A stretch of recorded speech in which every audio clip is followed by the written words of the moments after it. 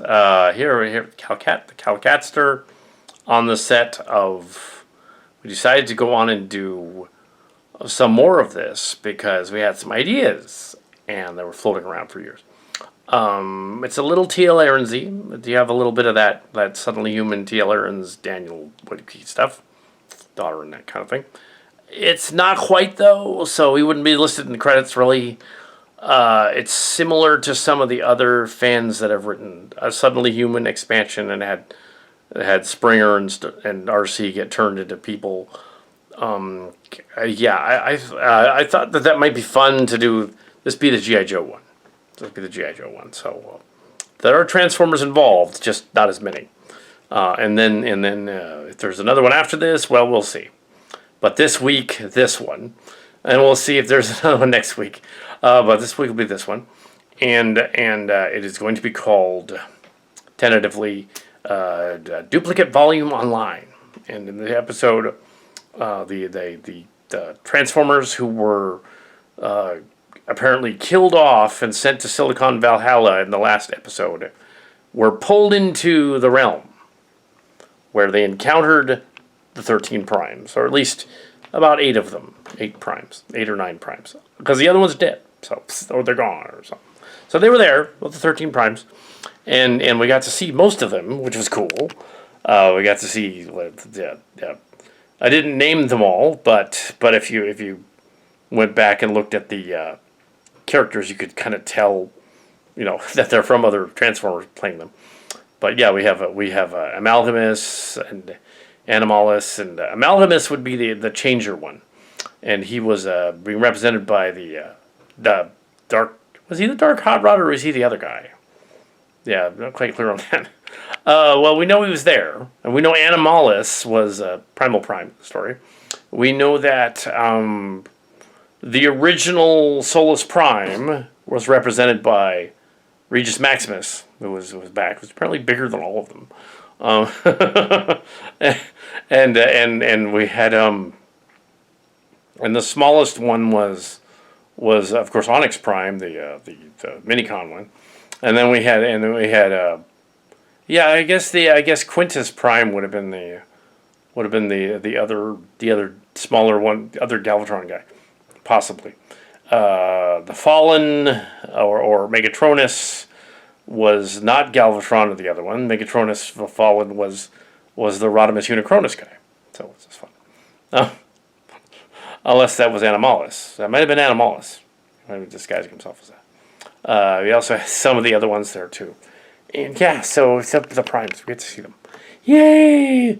But they're represented by other people, if that's what was going on. And then I came up with this idea. Okay, I wanted to change the Chip character's protoform and suggested there was an abomination kind of thing, but because he was masquerading as Ironhide, so they changed him into a headmaster, Twin Twist, and then they decided, and then his transformation gave them an idea, and they were like, wait a minute, Jetfire was probably representing one of the bigger ones as well, but yeah, they're the primes, the council.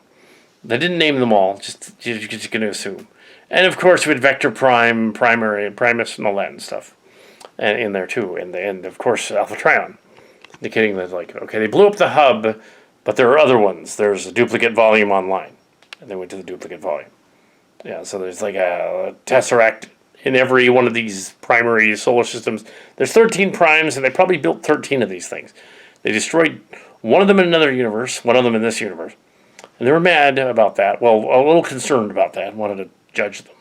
So they decide, okay, we're going to send the 4, including the child alien, on a mission to Earth. And I didn't want to make it time travel. So I watched the last 20 minutes of the Robotech meets the Transformers crossover thing we did back a couple of months ago, in I think September.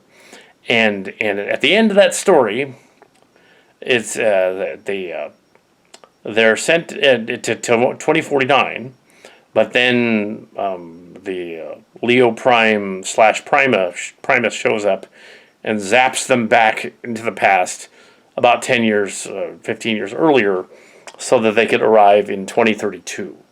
So that's where this story takes place. This story takes place 8 years after the last episode, 2032.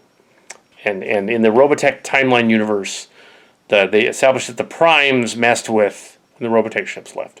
So now the fans will not complain. That what's going on, they're messing with the multiverse. It caused a major mess. They did not mention the return of them. Some of them have gone on to planet Liberta. Some of the Autobots. We're not sure if they're returning for this story or not. Maybe they are. Maybe. Third one might possibly be called the Covenant of Primes. We'll see. I just want to do this one first and put this one together. Because I had some ideas. I decided that I would do the Suddenly Human thing because it kind of introduced the idea of that in the last one. So I was like, let's do some of that. Let's have sort of a Space Bridge homage. The Space Bridge was 2015, about 8-9 years ago, and it kind of be fun to do a Space Bridge homage. So have the Space Bridge and the Joes be central to this story. So it's a G.I. Joe story. They didn't get a 40th anniversary special, except for the Robotech, so let's give them that, and put in the Transformers there too, because they're both Hasbro, and sure.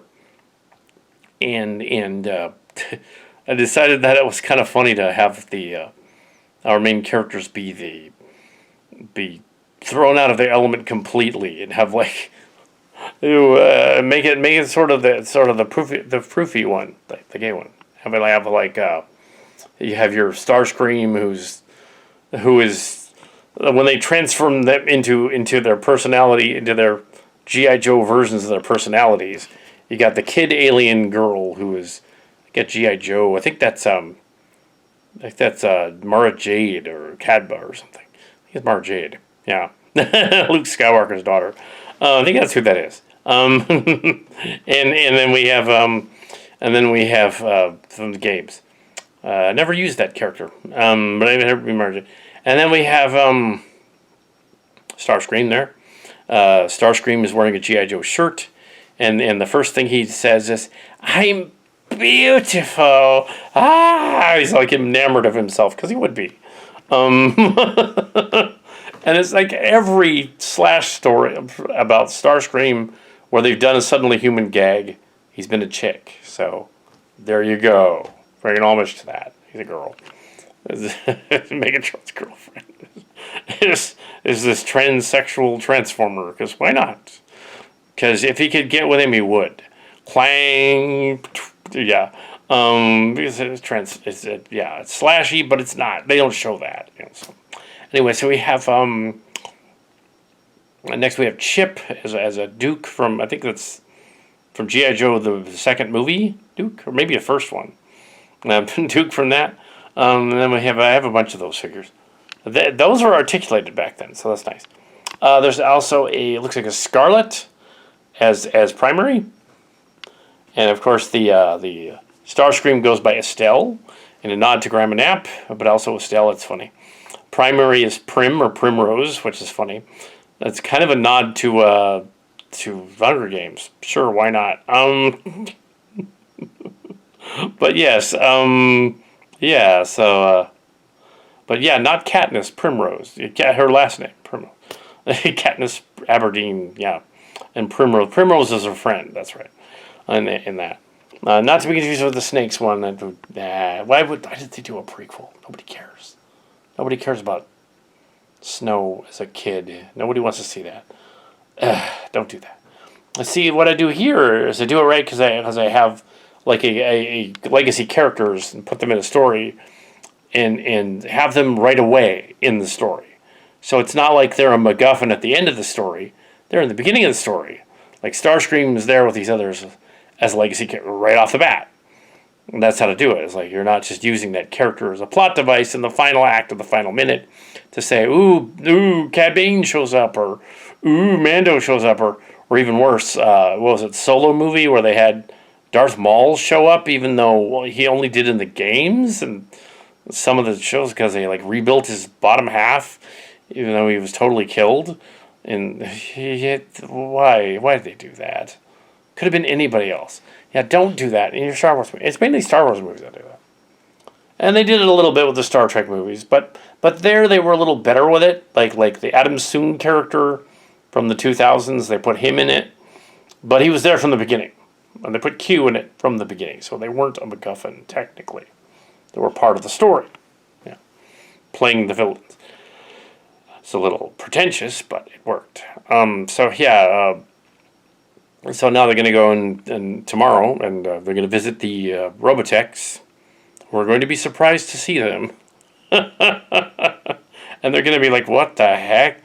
They reveal who they actually are. They're synthoids.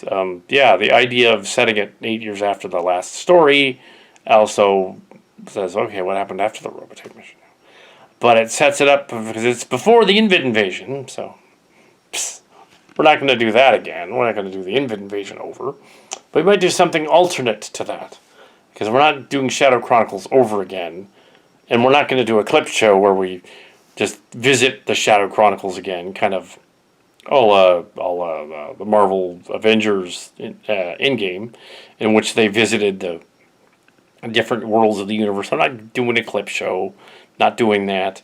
Not going to reenact the clip show stuff. Might reference some stuff. But yeah, it's a fan film. It's supposed to be current, so yeah, this makes sense. This was going to be really the third half anyway. It was either going to be 2052 or 2032. Said that 2032 makes more sense because then it's the earlier Robotech. It would line up with the other side of Robotech and the black hole thing from 2031, 2032 roughly when they were on their way back from their missions and they got lost for like 10 years. And then showed up at the time of the Invid invasion like 10 years later. So something happened to them. But in our version, they get back at 2032, and the universe is saved, and all that. And the other version, the OG Robotech, they never left. And the OG, if you go back to Macross Saga, they never left. But we've been over that. In the nutshell. In some of the Japanese Macross, it actually said that the SDF-2, not 3, the SDF-2 was lost in space in 2012 when it left. So there was some of that in there, and that's the American one sort of misread it as, oh, this happened later on, but no, it happened before they even left. Their expedition disappeared. And it was never mentioned again because the 3 shows were disparate. The Macross and Southern Cross and Space Climber were 3 different shows that were stuck together. They were not related. The Southern Cross was on planet Liberta, which is referenced in the story. We're assuming they got back from that planet. See them. And in Space Climber, Matsubieda, it's Earth being invaded by the Inbit in that version. And the Expeditionary Force was not the Expeditionary Force. It was the Earth Liberation Force. It was they were either Mars Division or Jupiter Division, and at the end of the story, Jupiter Division wants to do the scorched Earth thing, to save the Earth by blowing it up, which doesn't make any sense, but it's very Cold War like. So sure, blow the Earth up, yeah, just eradicate everybody to get rid of the Invid. It doesn't make any sense. So Robotech story or Robotech story references that too in the. If you want to go back and watch the Endless Circle, in which the SDF-3 does return from visiting the Transformers during Transtech, does return in our later stories, in our fan films, and it does more adventures in the 2040s, 2045, 46, 47, 48, and then there's more of them, the Shadow Children story. And then they encounter 2018, and that leads to a paradox wherein young Rick Hunter and crew from another timeline go on their space adventures as well. Like, they have an SDF-1 in that universe, and they sort of rebuild it. And in Alt Transformers Mush, the series, they have the Robotech ship is incurred there along with the Bioship. And you build the SDF-1 and 2 a little later than they would have in the Robotech timeline. And then they're destroyed at the end of the Sea of Dead Before Ghost Stories and all that. And at the end of Shared Hallucinations. And so they have to build the SDF-3. Well, the SDF-3 launches at roughly the same time the other SDF-3 did. Either 2022, 2023, or whatnot.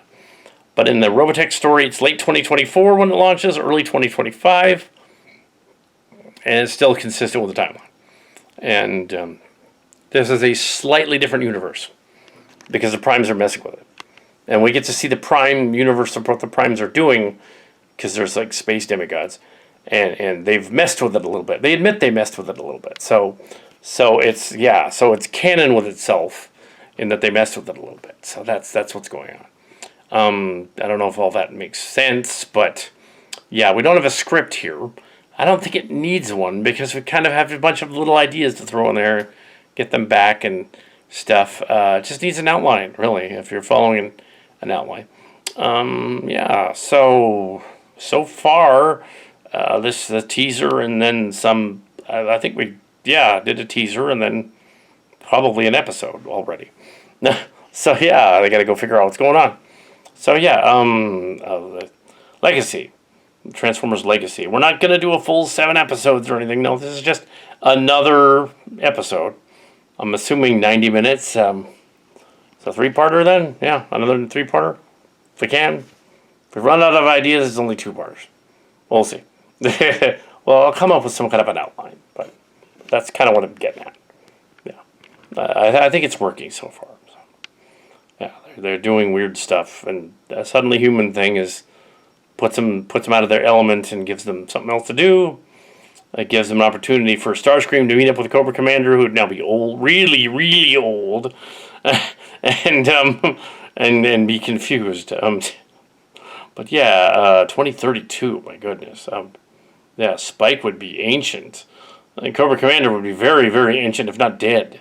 Maybe it's a ethereal Cobra Commander or a replacement or something. But yeah, that could happen. I haven't said it did, but it could. So we'll see what's going on. Yeah. So yeah, the Robotech. Yeah. So yeah. Okay. So in that opening scene where there's 13 Primes in the room, and they were played by different Transformers. Some of them are from different timelines. Just to mess with the universe itself. Of course, you have your Vector Prime and you have your Solus Prime kind of archetype, whatever. You have Vector Prime. You have Leo Primus, the little lion guy. You have who is not technically one of the. He's one of the 13 from an alternate universe. So they're all from an alternate universe. We have in that opening scene. So we've got Optimus Prime, would be the 13th Prime. In this timeline, Megatron is listed third as one of the Decepticon Megatronus descendants. So he's Megatron is Prime. Primary Prime is like Prima and Solus Prime. They're two different characters. Prima, they're two different aspects of a character, but they're two different characters. There's all lots of other Primes, but that's what's going on. But since they're from different universes, it doesn't really matter. Their time-space thing is together with Space Pitch. Don't worry about it. End of words. So Optimus Prime, Megatron, and Primary are central to the story. We come to Animalus or Onks Prime. Now it says here that Animalus, who's mentioned as being Animalus, which would be confusing with Amalgamus and the other one, is Onks Prime. But he's also Animalus. He's a descendant of Onks Prime, and he is Primal Prime. It's even more confusing. He's Primal Prime from Beast Machines. That's who he is. He's Primal Prime.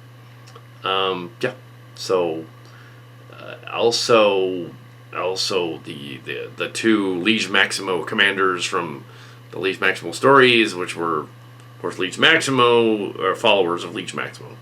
One of the first Decepticons. There are two first Decepticons, Liege Maximo and the other one, the fallen. And I believe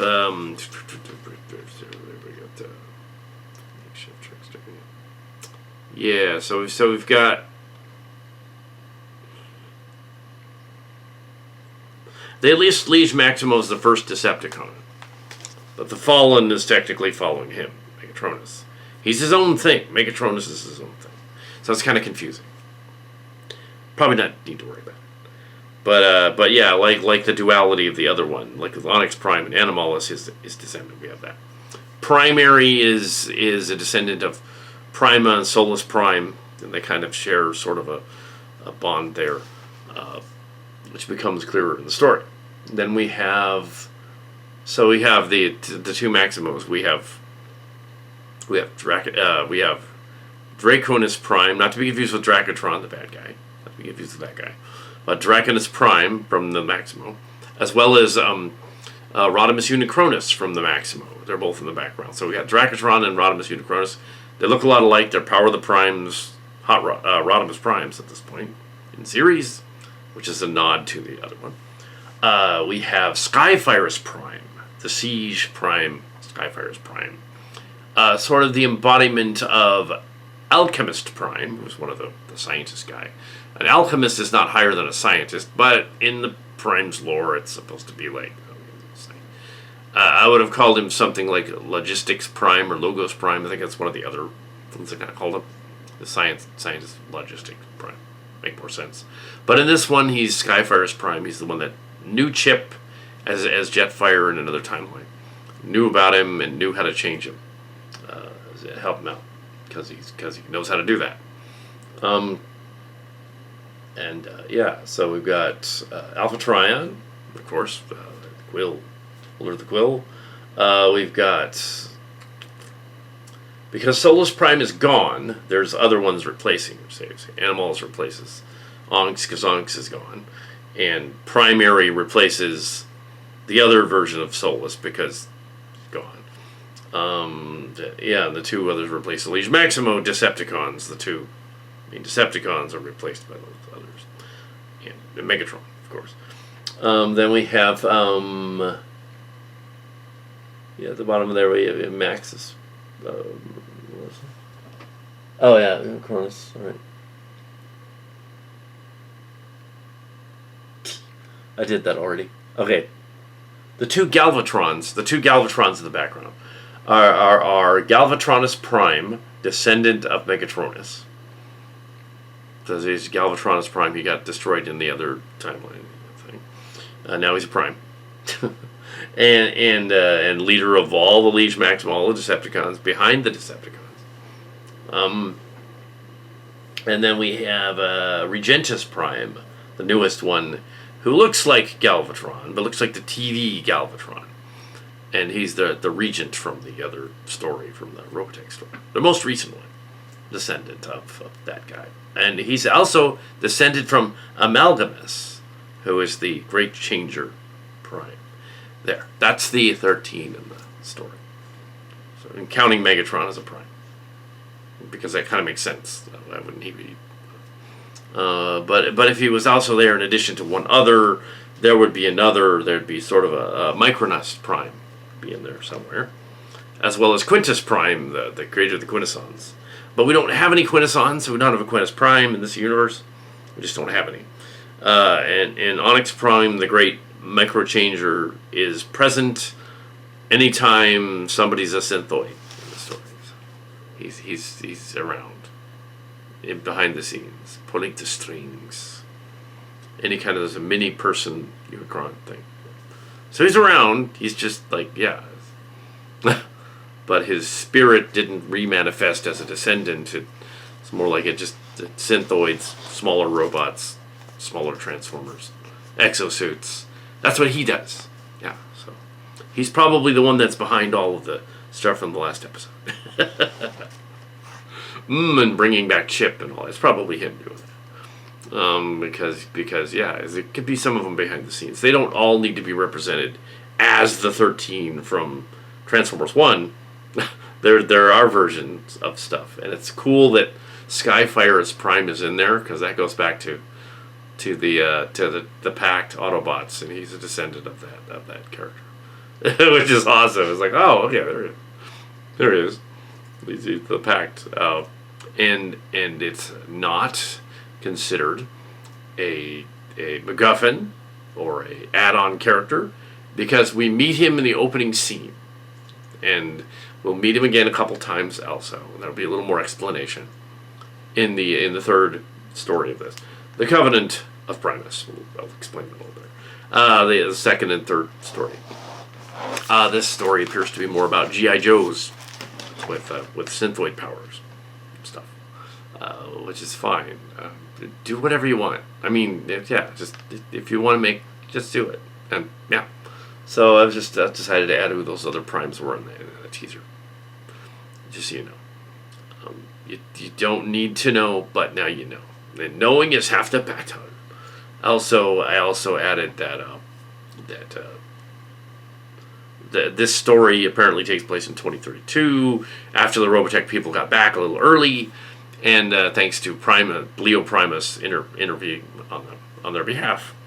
And there's others in the Silicon Valhalla as well, and they're out there too. Viking mixed with Greek and Roman ideas, and mixed with other ideas, and they're just tossed in a blender and ground up into a transformer. It's fine. It works. You don't need to know all of them, but now I've told you all of them. The toys they represented, Skyfire's Prime is a Siege Jetfire. And of course, Rodimus Unicronus and the other Rodimus Prime are Power of the Primes ones. The two Megatrons, the two Galvatrons actually is what they were, Galvatrons, from Cybertron. And Regis Maximus is from Cybertron, from the Cybertron series. The Optimus Prime and the Megatron are from Siege. And so, so there's at least one legacy guy in there, it looks like. Alpha Trion is from not Power of the Primes, but the other one. He's a headmaster in this one, which makes him Amalgamus too, which is weird. He's got to be a descendant of Alpha Trion. He can't actually. It's convoluted. Don't worry about it. Also, if you thought that the Regis Maximus was going to be totally destroyed in the opening episode and never mentioned again, well, no, he reappears. And she's sort of an aspect of both Prima and the original Prime. Bearer of the sword of Starsaber sword. Also, Starsaber Prime is Prima as well. Starsaber with the same person. That's who that's supposed to be. And bearer of one of the Matrixes. And also she's the kind of the sister of Solus Prime. So even though this is the first female, I guess this other one was created later. Prima was created later because she's got the sword already. So clearly she had to have been created later. And this Primus, the male version of Cybertron, well, this mythos, which tries to put a little pseudoscience to it in fantasy, establishes that the 13 original primes that all of these others were built from, they're all Spark Transformer descendants. The original 13 demigod primes are those other original OG ones, and these are simply their offspring. And Cybertron is their offspring as well, as well as Unicron and Wrath and Tornadron. They're all their offspring of these gods, space gods, demigods. So they're so these guys are all their descendants, basically. And that's the legacy of the primes. There you go. There you go. Ooh, someday I'll have to explain that to a group of convention fan film people. just then they have the caveat at the end being, don't worry about it. It's just a man thing. And you have a Skyfire's Prime. That's kind of a cool origin story. It kind of implies that, like, Starscream and them through space are like they were part of something else. Also, Starscream is implying that he has the spark of the Animalus as well, and the other ones, the transformation cog and stuff. Well, they all have the cog. So. But also Starscream is implied that he's hard to kill because he's actually part of him is stronger because he's part of that spark as well, which is kind of neat. What's going on? Ew, and maybe that was Megatron's whole plan the whole time. The two Megatrons teamed up from Siege, and they wanted to blow up the gate to get the space gods' attention. It's probably a dumb idea. But yeah, and we'll see in the darker middle chapter of this story how that works. Oh yeah. Yes, evil laugh. Yeah. So Primes and Transformers. There's a lot of Transformers and GI Joes over there. I can't put them all in there, but we'll put as many as what works, and then go from there. What's that here? Yeah, it's not leaving a timestamp.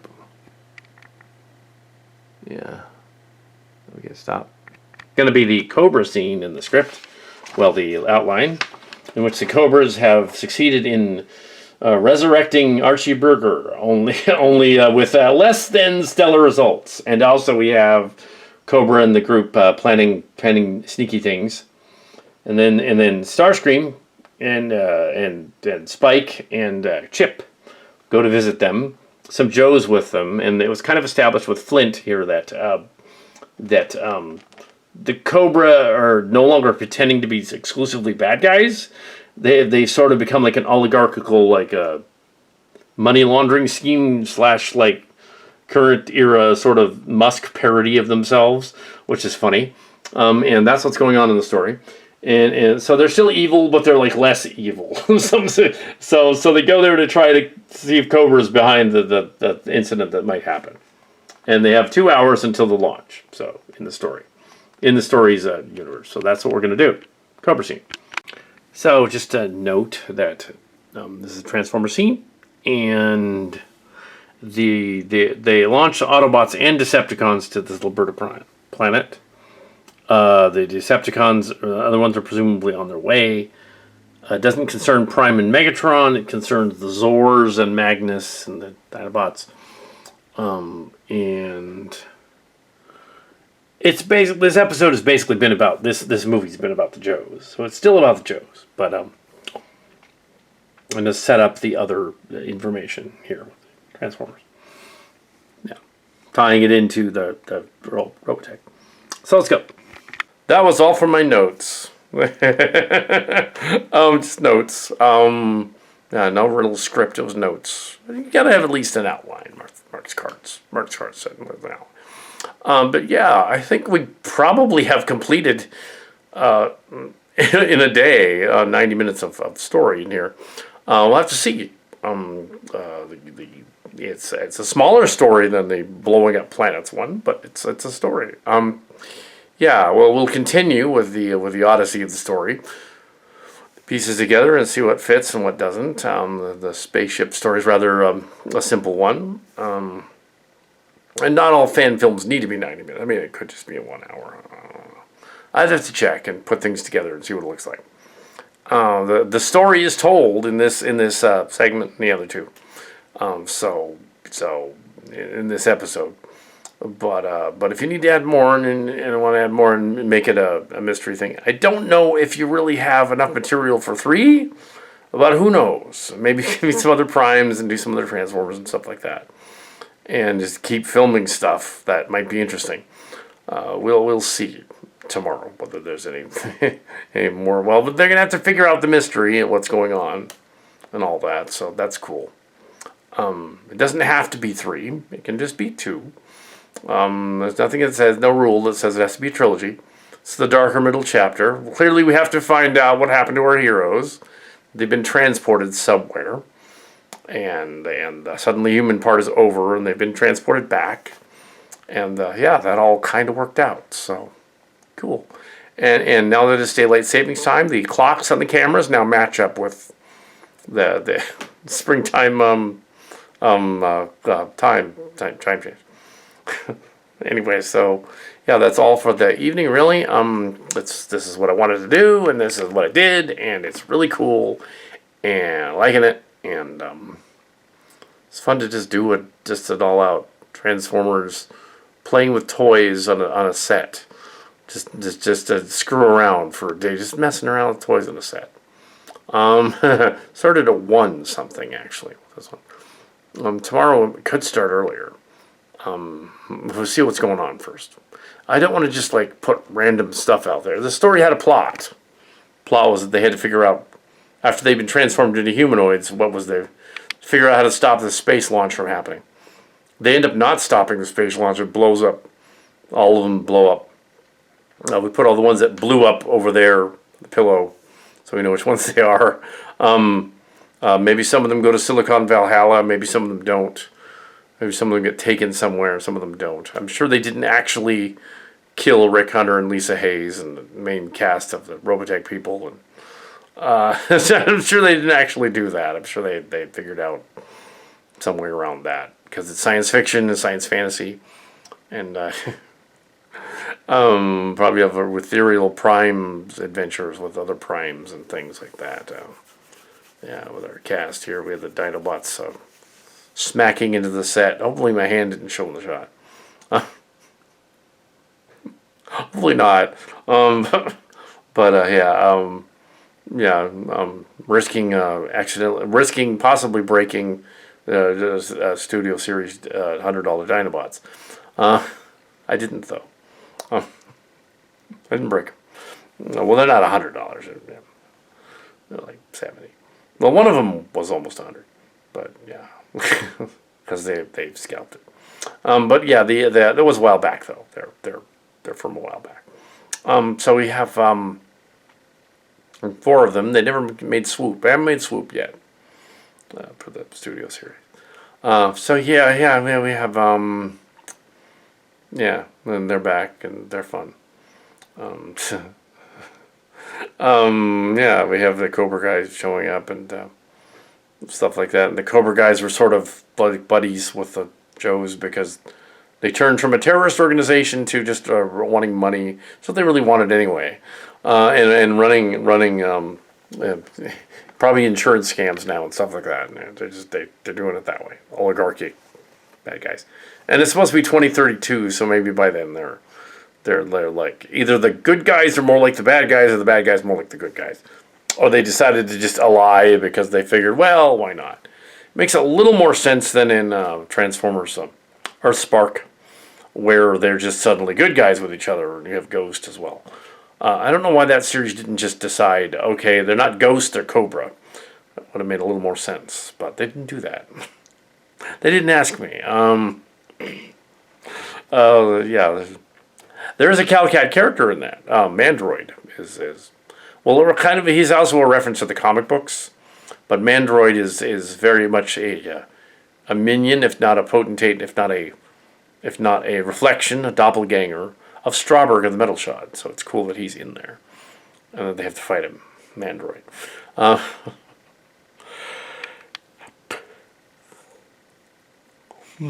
Non-Mandroid. No, done for the evening. Okay, it is day 3 of filming.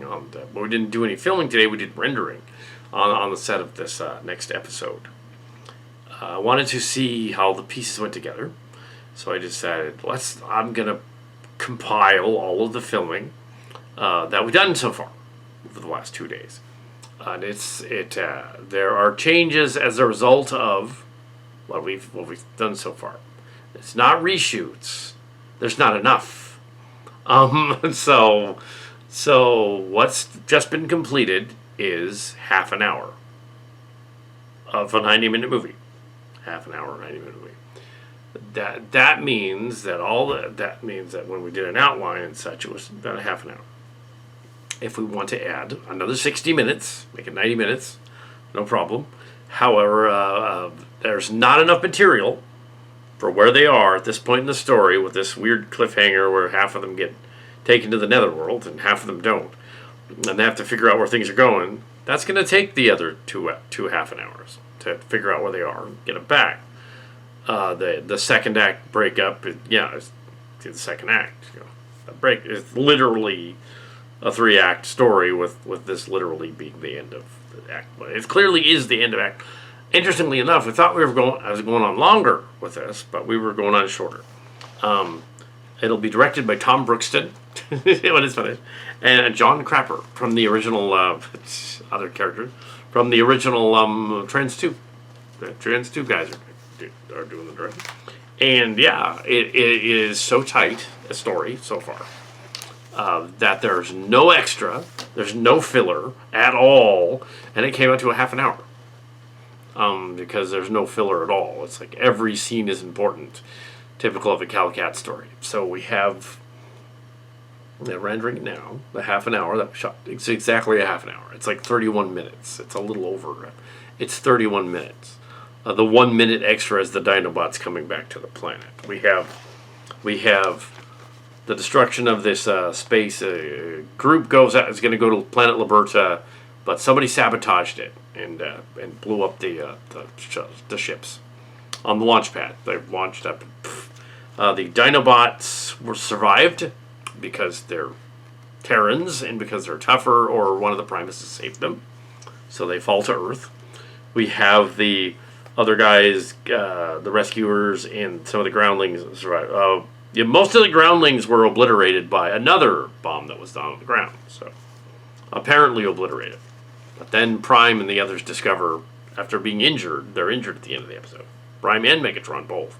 So it's clearly somebody that doesn't like either Autobots or Decepticons. And they have to get Rick Hunter and Spike and Max and everybody and Daniel Woodwicki back from wherever they went. They were transported, apparently. That would require some smart cookies there. Now Dr. Lang was on the ship already, so we don't know what he's going to do. And the character of Louis Nichols would barely be a teenager at this point, 2032, so he could be around, he would just be very young. And he could help him out. Also, we have Telomsky from T.L. Aarons, since this story has some similarities to some of the T.L. Aarons stuff, as well as... It's kind of like how when Corrosion of War Without End, there was some consternation that some of the characters did not really translate into, Draconis Prime and the other guy, specifically because he was thinking Technobots and something else and Aerobots. I changed it in the story so that it reflected more what the characters I wanted to see. So it wasn't exactly that. It's a spoof of that. Kind of the same thing here. You have the characters, they have to do... the characters here are not exactly the ones from that, or the Suddenly. There's been several versions of the Suddenly Human story with the Joes and stuff. I thought there was more stuff in here than there actually was. It wasn't that there wasn't enough usable stuff. It's that all the usable stuff that was shot was only coming up to about half an hour that we actually shot. There was very little fluff. Almost no fluff. It was fairly easy to render this one half an hour in a day, like was typical of the shows during Lexicons, rather than... So I skipped an editing process to go to the end of the editing process. To do, well, this is part... We're going to just render this thing together right now.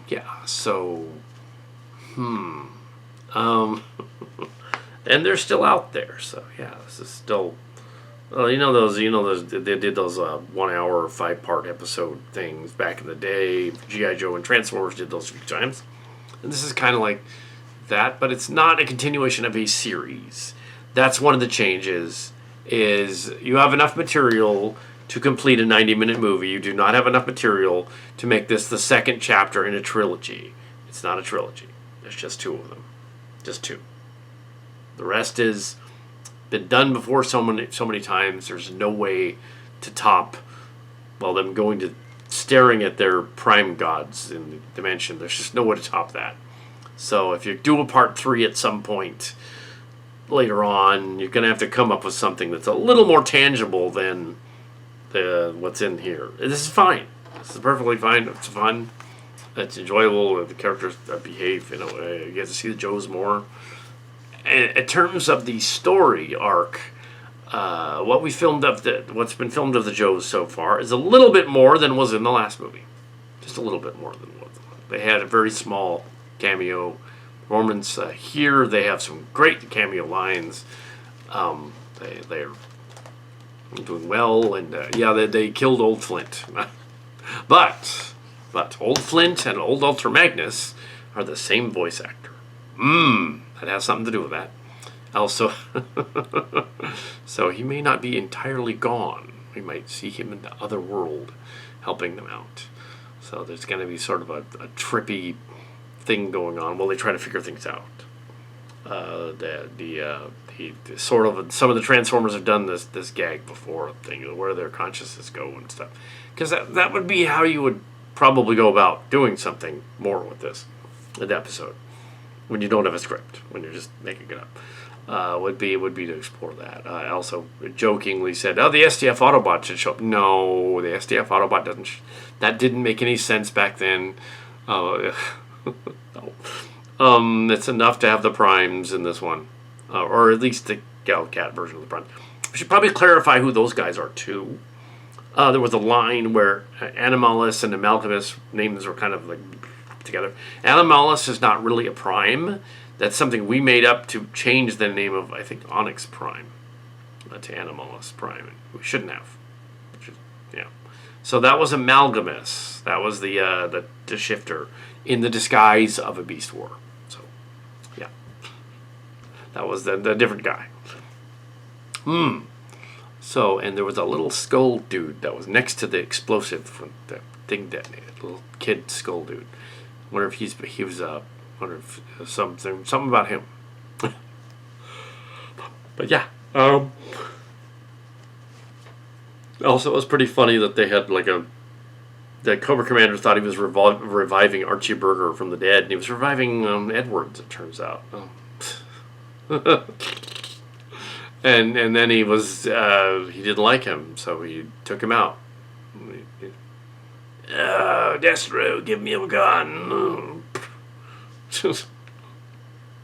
Yeah, the wacky. Also, they have a beautiful death scene for Flint, or old Flint.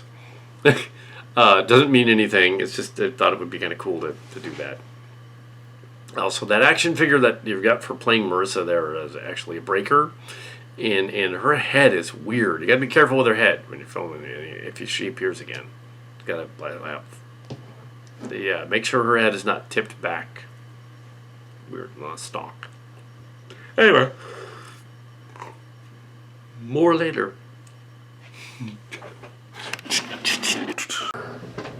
This is Calcat the Calcatster. This is Calcat the Calcaster, and I've written an outline, a 6-page outline, for what amounts to the 3 pages that would make up Act 2, and the 3 pages that would make up Act 3 of the story, and then you'd be 90 minutes. Follow this, it'll be 90 minutes. So, yeah, it's not a whole script, it's just an outline, giving you events and things and stuff like that.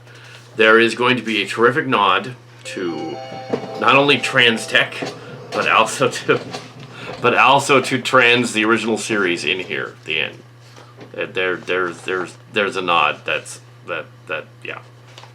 And yes, we do get some Bioship SDF-3 action going on, in more ways than one. The original Trans series, and to an extent in that scene with the Robotechs in Trans Tech, they used their main gun to fire it.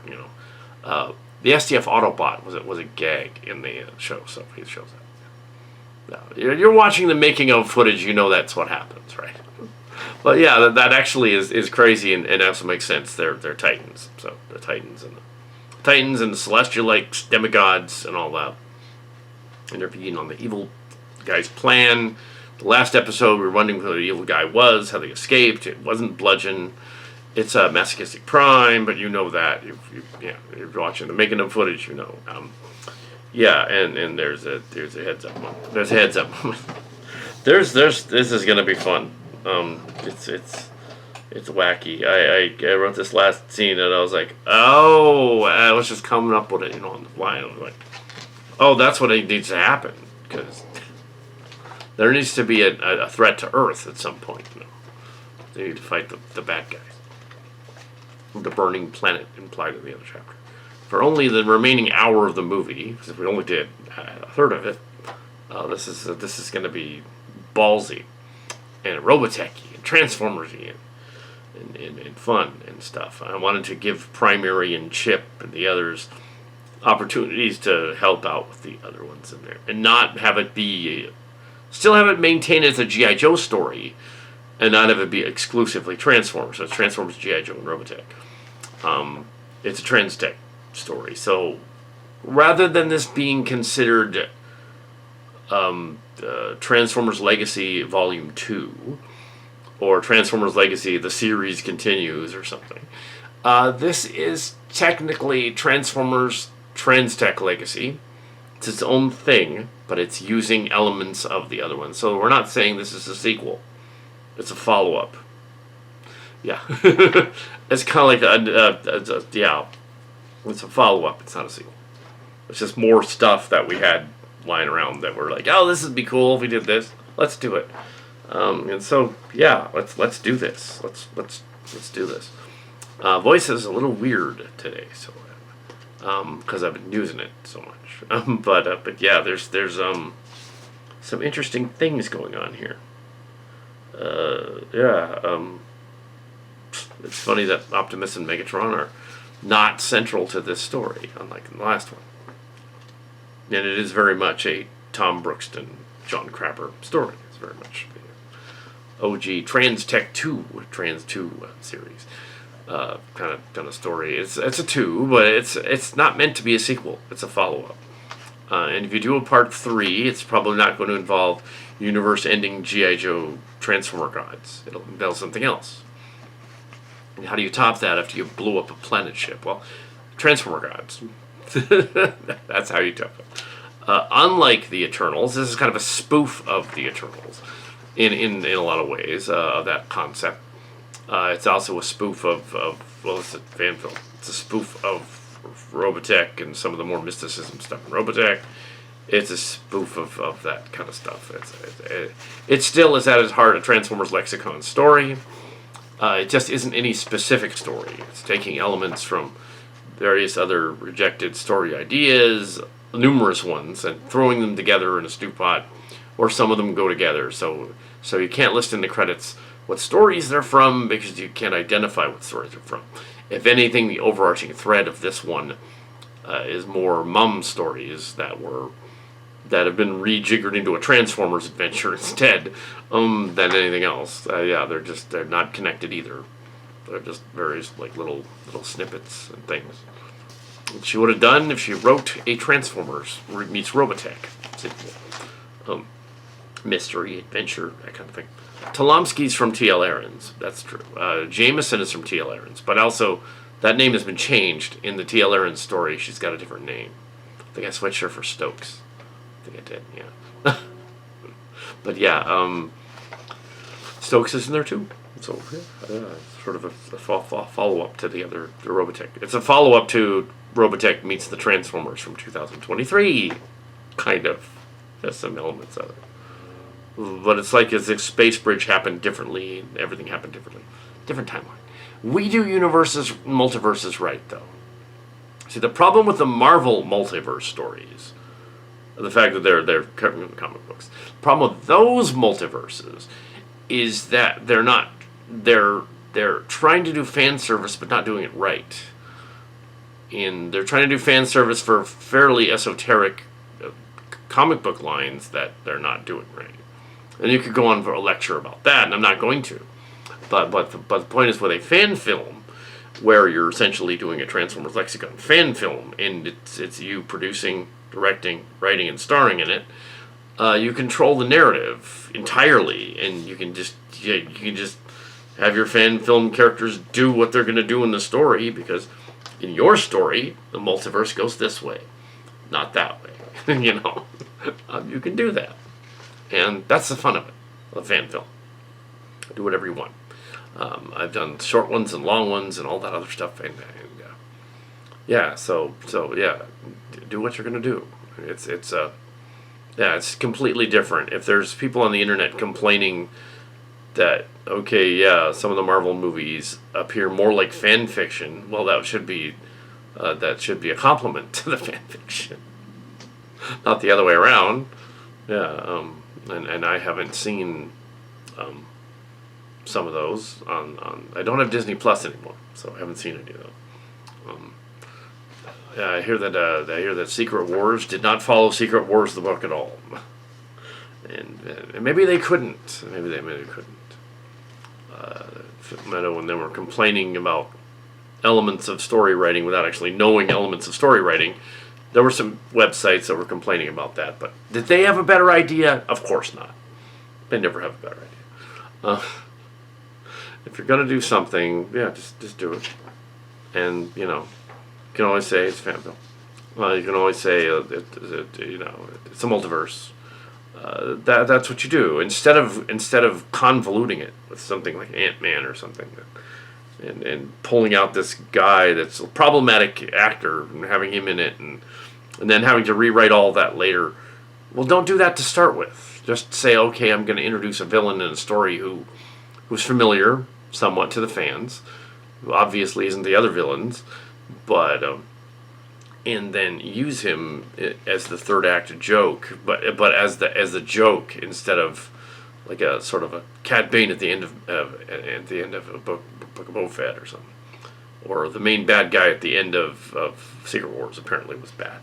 Yeah, it's like you don't. They did it right with the Falcon and the Winter Soldier, because they had the bad guy introduced in the middle of it, in the beginning actually. The bad guy's in the beginning, so you get to know the bad guy. So yeah. Here we have same thing with WandaVision. The bad guy's right there, beginning. But yeah. Let's do this. I don't want to ramble on about Marvel movies. It's just kind of vaguely annoying is that that there are so many armchair experts out there on the internet that say, "Oh, we could do it better." No, we could totally do it better than you did. No, you guys can't. No, you can't. You can't. If you were given a script, your story would suck. If it's a fan story, that's fine. You take out your action figures and prove it, guys. Take your action figures out and make a little Marvel story. A little Marvel action figures. See whether you can actually do that. And then you probably get in trouble with Disney for putting their Marvel figures. So how am I able to put X-Men characters and an occasional Marvel in mine? They don't care. They're action figures. They don't. Don't worry about it. So put your action figures out there all you want. Nobody's going to mistake your little fan film about Marvel characters for anything other than a fan film that Marvel character. I don't think they're gonna care. There's some Star Wars in there too. Figures in there. You gotta, yeah, this is gonna be ballsy certainly. But yeah, there's not a third one. I haven't come up with a third one. Probably will, but this week I just want to do this, and then we'll see what happens later on. It doesn't need to be a trilogy. 2 is fine. So, this is Calicat the Calicatster. We did a little bit more filming this evening. This is a night shoot. We're going to stop for the night. Start it tomorrow. It's probably 10 at this point. We want to start tomorrow. And finish up the film. I think we've done the second half hour and a little more. I think so. And we're going to go on to do the final half an hour tomorrow. Before John night. So yeah, but we're going to stop for the evening. We're done now. And that's pretty much it. So we're up to, in the script, we're up to, in this heavily stacked outline, we're on page 2 and of the outline. And usually page 2 of an outline story, which are sort of rare. We did that with some of the early Space Bridge stuff. We had outlines instead of scripts. That's what this kind of is. It's kind of a TV show, not a movie. It's not meant to be bigger than the movie, because what you do then in the other version, they use a planet ship of the gods. Well, how would you top that? Well, have them meet the space demigods themselves. How do you go from there to a third one? We don't know. So I'm just going to do this part 2 one and not worry about part 3 yet. Just do part 2, and I want it to be mostly G.I. Joes and some Transformers. So I think we're conveying that. I think we're doing that as well. It's done well. And yeah, it's not about Optimus Prime and Megatron this time. It's about the demigods and what they're doing behind the scenes and stuff. It's kind of a little bit of a Greek tragedy Olympus thing going on. It's a little bit of the behind the scenes of the Midsummer Night's Dream and Shakespearean kind of thing going on. He was also doing that. It's a little bit of a behind the scenes of a production, which is kind of funny. And it's play within a play. It's also a little bit of Greek gods and also Scandinavian gods as well. So doing things behind the scenes that mankind doesn't know about. It's not meant to be gods. They're meant to be demigods. They're meant to be fictional characters. They're meant to be like the descendants of them, the children of them, the legacy of them. That works really well in the story. That's what. Just from that one line where Prime in the last episode was like, "Oh yeah, your father is different."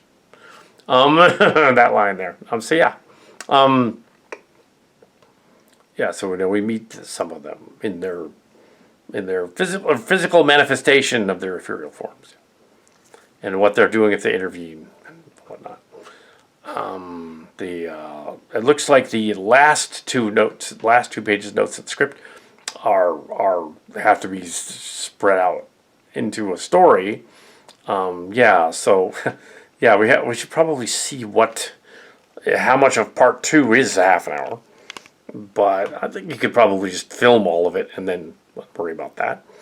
And if it comes out to just an hour, it probably won't. It'll be longer. But if it does, then that's fine too. There's nothing wrong with that. It's a fan film. But it probably will be 90 minutes.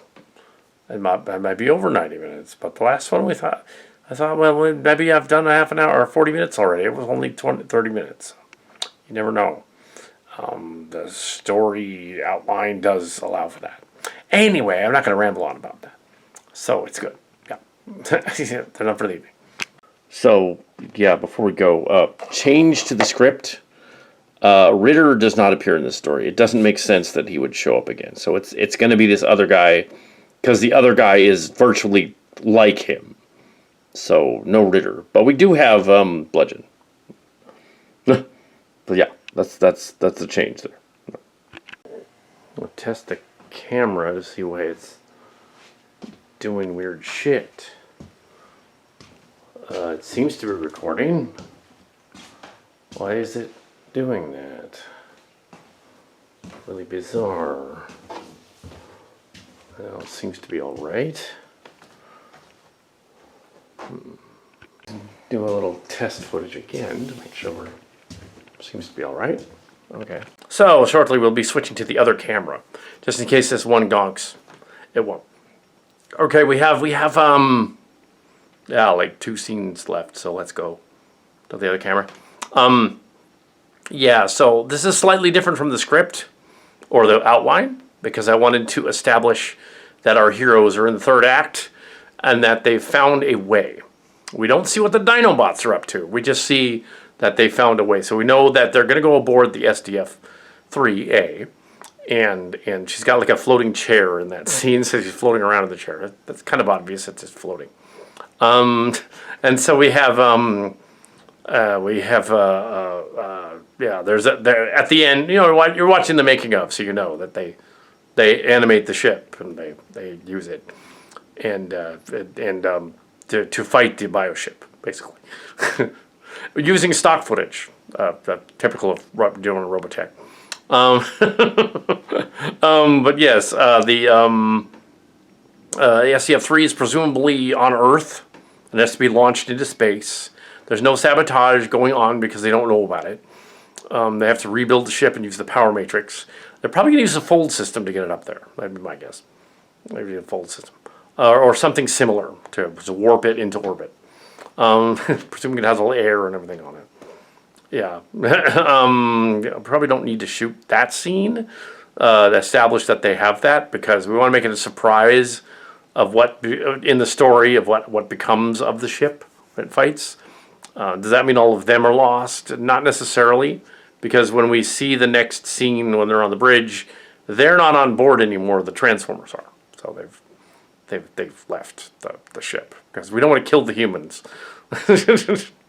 So yeah, they left it on the ground. I could shoot that, but I don't think I need to shoot that. I think if you establish that the bridge is still is there and that the Transformers have rejiggered it to fight the Decepticons, that yeah, that's good enough. Um, and yeah, so there you go. Yeah, I don't think we need any more of the pseudo bridge scene with their space bridge thing. And we go on to the other stuff. Yeah, because it would look different if they re-engineered it. Yeah. So anyway, so yeah, it's fine. And let's go on to the other scenes and the other camera. So it's just before John Night begins, and here we have we've completed principal photography on part 2, which is not being followed by a third one unless other things happen. And yeah, so this is part 2, and yeah, so it's just a continuation. There was some stuff left over, and we wanted to deal with that stuff and the Robotech stuff, and show what happens after they get back. Sort of a rewrite of Space Bridge in a way, but not quite. This is not an after show. I don't know if it has one, but yeah, they will have to see the whole thing, see what it looks like all assembled, and make sure that we have. Pretty sure we have enough footage to make another 90 minutes out of this. Pretty sure it's got to be at least 80 minutes. Already, yeah. So there's a lot going on. We had to put certain plot points together and did so. So, yeah. Nothing else. Yeah, that's kind of it. No. So. Okay, this is Calcat, the Calcatster. Before we went up to the Roseville to see my mother in the convalescent facility, we were producing the movie here. Second episode. The second episode of TransTech here has been retitled. Transformers Legacy has been retitled TransTech Legacy, and the name of the episode is Duplicate Volume Online. That just because it's TransTech and not just Transformers, it's Transformers meets Robotech. So it's called Transformers meets Robotech, Duplicate Volume Online. It's not technically a sequel. It is a follow-up. It is set 8 years after the other one. And it's also dedicated to Megamon. But there is a caveat with this story. Watching the footage here, we missed a scene that was about 5 minutes long altogether. A couple of scenes, brief. Also, putting it together. So it's technically not a post-production like a reshoot thing because it wasn't fully in the can yet. Because it's putting it together now. So, I mean, you could technically call it, okay, post-production reshoots, test footage, reshoot, fine, if that's what you want to call it. But it was footage we did not. Yeah, so making's not done yet, so you can add that to the making of. The point of doing a second one wasn't to make a trilogy of new fan films. We were just doing one. We decided to do this other one that takes place in 2032. It's for fun. To do, see what happens to the Robotech people afterward. They're all just for fun, really. So yeah, we include the other Hunter and all that, so we don't need to do a 2050s one necessarily, because that would be doing Space Bridge again, and we already done that. So yeah, we're not necessarily going forward into those other characters necessarily. Unless we come up with something amazing, before Easter or something. I don't think we're going to commit to that, though. I think we're just going to say, no, this is not technically a sequel. This is a much more down-to-earth Transformers meets G.I. Joe and Robotech. It's not a sequel. It's as if there's a series of fan films in a given point. Maybe the next one will have something, maybe it'll be back in the regular time period. It'll have nothing to do with. Yeah, it's a series. It's a season, basically. So this is episode 2 of that season. And we can skip around. And I don't want to really do time travel necessarily with these stories, because that's kind of weak and an excuse and kind of hard to do that. And then you kind of basically say, well, if it's time travel happens and it's a dream, and that's stupid. What's going on here, though, might be a little messing with space-time, because clearly the space gods in the story intervened and prevented the Earth and the galaxy from being obliterated. But it is funny that the premise of the story is that that they did that. That's funny, and that they actually almost got away with it. But apparently, Masochistic Prime is a version of him. The Scourge is back, and well, he's actually a Smash Changer one version of him, kind of a clunky kid version. So yeah, let's do another. I want to do another 5 minutes of footage. Put it in there. It's not an unessential 5 minutes of footage. It is an essential 5 minutes of footage. So I don't really consider it pick up scenes during post-production, because it's not in. We're in production now, so it's pick up scenes during production. Going, oh shoot, we got to film a scene. We did forget to film a scene. Got to go back and film that scene. We got to film like I guess shortly after this STF-3 scene, the Dinobots arriving on the ship, others arriving to help them, because otherwise there would be. The Dinobots aren't that bright, and they aren't going to be able to fly the ship. But if there's enough of the other ones there, then it makes sense. Also, in the immediate next scene, Masochist Prime is attacking all of the main characters and defeating them in the realm and blasting them. So how did they go back? What happened that sent them back to go hold him off? Is there some sort? I think you can do that with the characters that are around and not put away. We already put some of the characters away, most of them. I think you can do that. I think you can pull that off. I think you can have like maybe one of the primes is there and he has affected the scene, and he's basically, I'm gonna help out the Dinobots. You guys go and fight the bad guy, something like that. Yeah, it doesn't need to be convoluted. Just do that.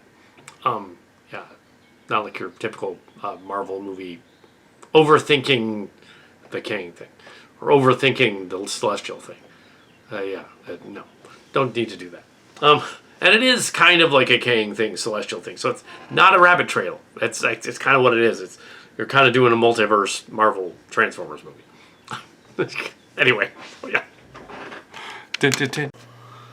Still continuing with the making of our now 24-minute, now 1 hour and 24-minute fan film. I watched the rough draft of it this morning, all the way into the afternoon here, and it is. I corrected the glitches. There were a few, but they were minor, and yeah, continuity problems occur. Mainly in the last act. Mainly. Let's see, continuity. Yeah, you can't have continuity issues. Even in a fan film. So if you've got one of the characters asks in here, continuity, how is Primal still there if he's going to be erased? Okay, yeah, so I'm guessing that there is a moment involving, I wouldn't add any, it's a little short, but it's not insurmountably short. Transformers the movie was 86 minutes.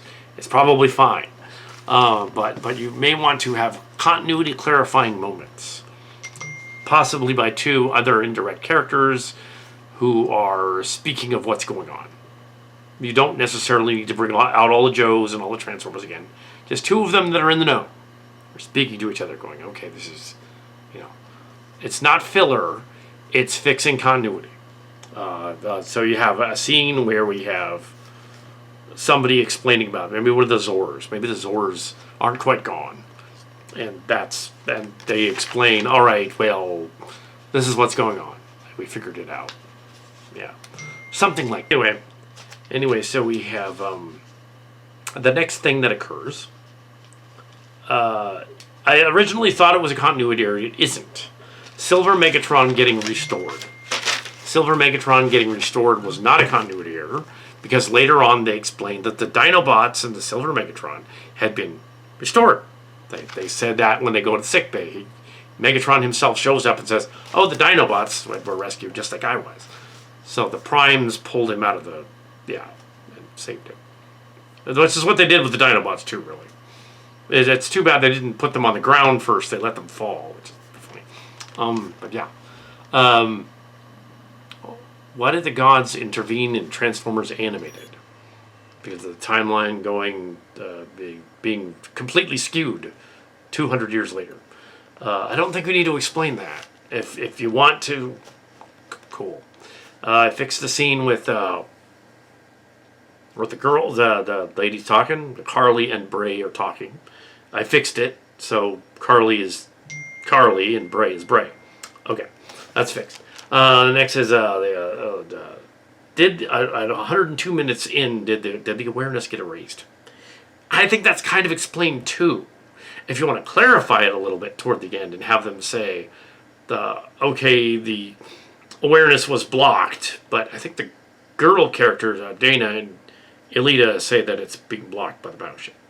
So you could have a scene, a very brief scene, because it's already 84 minutes long. You could have a scene where they acknowledge, okay, the awareness came back, but some of them don't have it anymore. Because they really shouldn't be psychic. Silly. It's the awareness doing that. It's not them. Yeah, which they kind of clarify, but maybe you want to make it a little clearer. I don't know. And then hour 4, the SDF-38 docked. It's kind of important where the SDF-3 is docked. And then, yeah, Duotronic. It's not really that important where it's docked. You could have a line in there of the Prime saying, "Oh, the ship is hidden over here at Area 51 or something," and they're going to go use it and fly up. And the reason they haven't attacked it is the bad guy didn't put any bombs on it. That you just throwing a line in there. Who's ever in control of this particular 4 minutes of scenes? That in there. Yeah, just doing a side kind of thing. Okay, they figured it out because they weren't under attack. They didn't think to go to the ship because he wasn't after them, as he explained in the other scene. So technically, that's not a continuity error. That's just the ship. Okay, the next one is Spike saying Duotronic brain energy. Duotronic, isn't very advanced. The Duotronic computer isn't very advanced. Leave it. It's fine. Spike's weird. Maybe he meant to say something else, but fan film, who cares? Nobody cares. 107.51. The others are... I fixed that. Yeah, I fixed it. Alright, so... Mariah saying her powers are jammed. Yeah, I think she kind of flubs her line. It's fine. I'm going to leave in that one. I'm not going to fix that. Stuff. Schrodinger's cat. It doesn't matter that Schrodinger's cat was the Schrodinger and the philosopher making fun of like physics. It doesn't matter. Max is also making fun of physics. And yeah, it was an obvious physics experiment that you can't do. So it was untestable. You're not going to torture an animal in a space box that doesn't. Yeah. No. The untestable hypothesis was the joke. Yeah. To make something that's, it doesn't, visual of ship. I fixed the visual of ship. I fixed the visual of the attack where Skyfire system. Skyfire was wrong. Guy saying it looked like it was a bad guy. Should have been Skyfire. Return fire and attack the ship. You have 3 fires in a ship. I fixed that. Alright. Skyfire's quick death scene. I fixed that. Okay, yeah. It does lead a little more, and it's not in the notes, but a little more, just to clarify some things. Mainly in the last act. In fact, it's all in the last act, really. Yeah, just to clarify a few little bits here and there. Nothing serious, nothing extensive. Also, you might want to throw in an annotation in the beginning of the story, saying something to the effect of, this other timeline is going on in this story. Because clearly it's not our timeline. It's another one created by them blowing up Wrath and sending it through the warp. Which could link to this other scene where the living and the dead show up on the planet at the end. Which you probably shouldn't do. That's a little weird. Unless they're actually all dead. Then they're transported back. Yeah, maybe there's like a, they get pulled back or something. Yeah, that does seem a little odd. But the whole story is supposedly 8 years from now in 2032. I don't want to do time travel.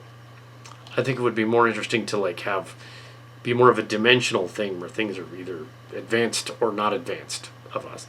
And that all they have to do to return to their other respective universe and save everything is, then it's a sideways universe. Then it's like, it's the end of, it's actually not spoofing the end of the Lost. It is the end of Lost. This was all a sideways universe and it doesn't matter. I don't really do that. But I did kill off a bunch of main characters that you probably shouldn't have done either. So, I think what you got to do is a dimensional reset shenanigans of the Primes, and that is basically the making of. Do something with that. That's what we'll do, and that's basically the end of the making of this of the video. It's the end of the making of right here. We could do a third one. We'll see. But we probably want to script it a little more than just notes. Because, at first I thought, it's just fine that we were able to do this 1.5 hour. That was great. But then there was another hour, and then another one after that. And it became convoluted because we didn't really know which direction to take those events and things in it. And even if there was an outline, it was very much a draft outline in the story. And other than that, it flows as an episode of a show.